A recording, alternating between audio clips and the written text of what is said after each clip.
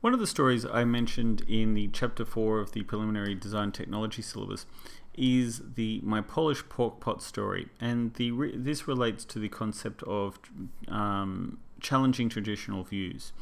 Now, this story was told to me when I was at university, and I was doing something in my arts degree, something to do with like comparative social change, perhaps we'll call it that. Anyway, so I was doing this subject with a lot of people doing international studies, one of which was this guy from Poland. Now, I'm not sure how this story came up, but he was telling me about how one year he was having a birthday party where he was at a friend's house, and the couple who were hosting, they were preparing dinner. And as they were preparing dinner, the wife, so we're going to call my friend, and we're going to go with the husband and the wife. That's what the terms I'm going to use to refer to the three people in the story. The husband said to the wife, "Why are you cutting away part of the pork?" So that the wife was cutting away about a centimeter, 10 millimeters away from the edge of all of the pork. And the wife said, "You're an idiot, you don't know what you're talking about, you've never cooked anything other than 2-minute noodles," which my friend assured me was true, that the husband had never cooked anything other than 2-minute noodles. But he couldn't understand why she was cutting away the centimeter of pork around the outside. And then eventually she says, "Well, to be honest, I don't know why you do it. You just do it because that's the way my mother told me to do it." So the couple, they get on the phone, the wife calls the mother and says, "Why, hey, by the way, why do you cut the centimeter of pork off the leg?" And the mother says, "Well, actually, to be honest, I don't know. I just did it because that was the way my mother taught me to cook the pork."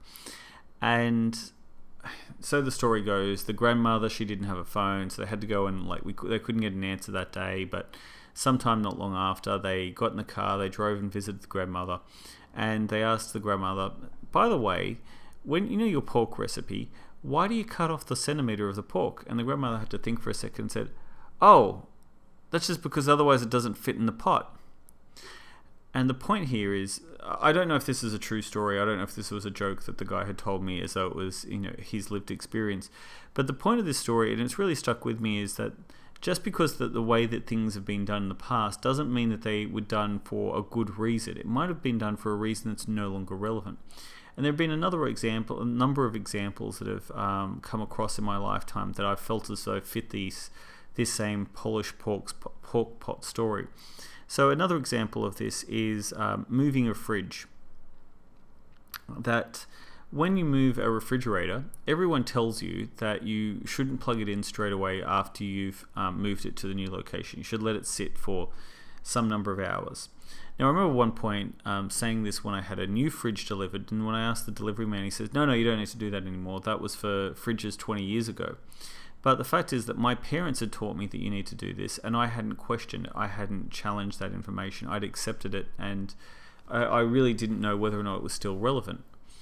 I should also point out, this is slightly off topic, but somewhat related, is that when I first started, I guess while I was still at high school, I had a job working with a builder. We did a lot of alterations and additions, and I ended up working with him after I finished high school before I ended up going into engineering, studying engineering at university.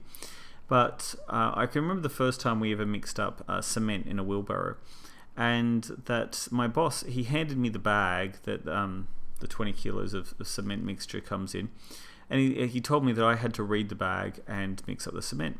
And I said, "Don't you know how to do it?" And he said, "Yeah, I already know how to do it, but I want you to do it because maybe my way of doing it is wrong." And that also really influenced me in that we should try, where possible, to look for more recent information rather than accepting traditional views and traditional methods. The last example I'll give, which relates to this concept, is when I bought the car that I currently drive. Now, up until this point, I'd always looked to buy manuals because manual cars traditionally have better fuel economy.